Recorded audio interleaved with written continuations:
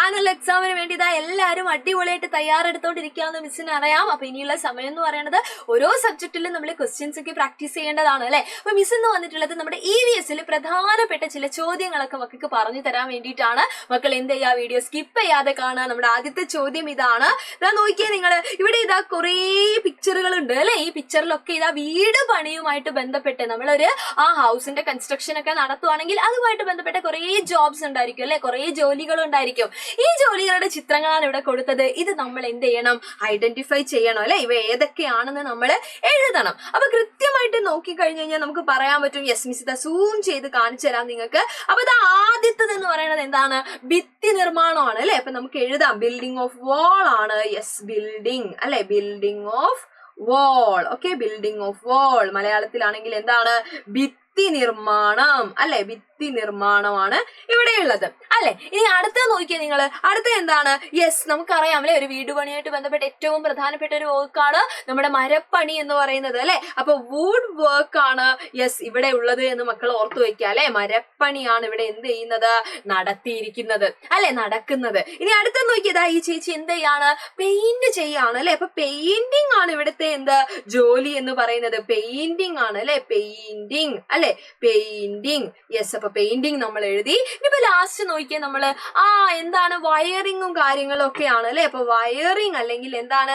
Electrical work ആണ് yes ഇവിടുത്തെ ജോലി എന്ന് പറയുന്നത്. അപ്പൊ ഒരു വീട് നിർമ്മാണവുമായിട്ട് ബന്ധപ്പെട്ട വിവിധ ജോലികളൊക്കെ ചോദിച്ചു കഴിഞ്ഞു കഴിഞ്ഞാൽ നമുക്ക് എന്ത് ചെയ്യാൻ പറ്റണം, നമുക്ക് ഈ കാര്യങ്ങളൊക്കെ കൃത്യമായിട്ട് നോട്ട് ചെയ്യാനായിട്ട് പറ്റണം. ഓക്കെ, തീർന്നിട്ടില്ല മക്കളെ, ഇനിയും ഉണ്ട് ചോദ്യങ്ങൾ. അടുത്ത ചോദ്യം ഇതാണ്, huge buildings with many floors in which a lot of people can live are known as. Yes, നിരവധി ആളുകൾക്ക് താമസിക്കാൻ പറ്റുന്ന കുറേ നിലകളുള്ള വലിയ കെട്ടിടങ്ങൾക്ക് നമ്മൾ പറയുന്ന പേര് igloo, flats, glass house, 3D house. അപ്പൊ നമുക്കറിയാം അല്ലെ, ഇന്ന് ടൗണിലേക്കൊക്കെ നമ്മൾ പോയി കഴിഞ്ഞാൽ കൃത്യമായിട്ട് നമ്മൾ കാണുന്നതാണ് എന്ത്, യെസ് ഫ്ലാറ്റുകൾ എന്ന് പറയുന്നത്. അപ്പൊ ഫ്ലാറ്റ്സ് ആണ് ഇവിടെ നമ്മുടെ ഉത്തരം എന്ന് പറയുന്നത്. അടുത്ത ചോദ്യം ഇതാണ്.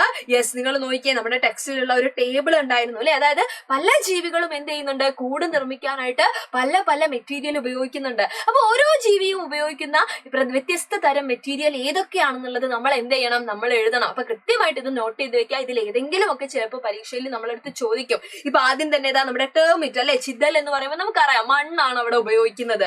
ഇനി വാസ്പ്, കടന്നലാണെങ്കിലോ, കടന്നലിന്റെ കൂട് നിങ്ങൾ കണ്ടിട്ടുണ്ടാവും അല്ലെ, കുഞ്ഞു കുഞ്ഞു മണ്ണിന്റെ കൂടാണ്. പക്ഷെ ആ മണ്ണിന്റെ കൂട് ഉണ്ടാക്കാനായിട്ട് മണ്ണ് മാത്രം പോരാ, ഇവരുടെ തന്നെ പൾപ്പ് അല്ലെങ്കിൽ സലൈവ, ഉമിനീരൊക്കെ ഉപയോഗിച്ചിട്ടാണ് ഇവർ എന്ത് ചെയ്യുന്നത്, ഈ കൂട് നിർമ്മിക്കുന്നത്. ഇനി ബേർഡ്സിന്റെ കാര്യമാണെങ്കിൽ നമുക്കറിയാം അല്ലെ, നമ്മുടെ എന്താണ്, യെസ് കുഞ്ഞു കുഞ്ഞു ഈ പറയുന്ന എന്താണ് കൊമ്പുകളും അതേപോലെ നമ്മുടെ ഇലകളും അതുപോലെ അവരുടെ തന്നെ ഫെതേഴ്സ് അല്ലെ, തൂവലുകളും ഒക്കെ അവർ ഉപയോഗിക്കാറുണ്ട്. ആ കാര്യങ്ങളൊക്കെ കൃത്യമായിട്ട് നമുക്ക് എന്ത് ചെയ്യാൻ പറ്റും, എഴുതാൻ പറ്റും. കാരണം പക്ഷികളുടെ കൂട് എന്ന് പറയുമ്പോൾ ഭയങ്കര ഡിഫറെന്റ് ആണ്. ഡിഫറെന്റ് പക്ഷികള് ഡിഫറെന്റ് ആയിട്ടുള്ള ടൈപ്പ് ഓഫ് കൂടുകൾ എന്ത് ചെയ്യാറുണ്ട്, യെസ് നെസ്റ്റ് എന്ന് പറയുന്നത് അവർ എന്ത് ചെയ്യാറുണ്ട്, അവരുണ്ടാക്കാറുണ്ട്. അപ്പൊ അതുകൊണ്ട് തന്നെ അവർ ഉപയോഗിക്കുന്ന മെറ്റീരിയൽസും എന്തായിരിക്കും, എല്ലാ പക്ഷികളും ഒരേ മെറ്റീരിയൽ അല്ല ഉപയോഗിക്കാറുള്ളത് അല്ലെ. അപ്പൊ അതൊക്കെ നമുക്ക് എന്ത് ചെയ്യാം, എഴുതാനായിട്ട് പറ്റും. ഇനി ഉറുമ്പും ഈ പറയുന്ന പോലെ തന്നെയാണ് അല്ലെ. ഈ പറയുന്ന ഉറുമ്പുകൾ മണ്ണ് കൊണ്ട് കൂടുണ്ടാക്കാറുണ്ട്. ഇലകൾ അല്ലെ, ലീവ്സിൽ ഇവർ എന്ത് ചെയ്യാറുണ്ട്, കൂടൊരുക്കാറുണ്ട്.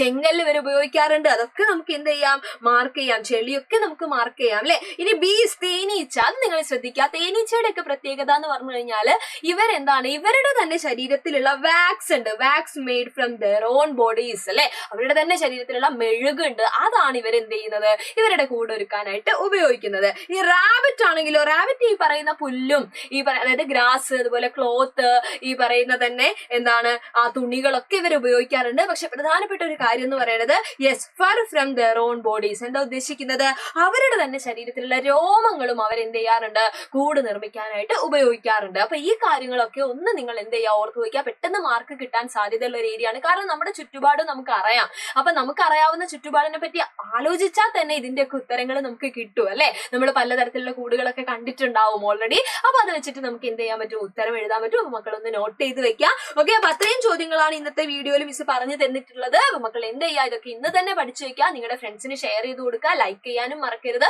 നമുക്ക് ഇനിയും കുറെ കാര്യങ്ങൾ പഠിക്കാനുണ്ട്. EVS എക്സാം ആകുമ്പോഴേക്കും നമുക്ക് സെറ്റ് ആവണം. അപ്പൊ അതുവരെ എല്ലാവർക്കും യെസ് വീണ്ടും കണ്ടുമുട്ടുന്നത് വരെ thank you so much and by.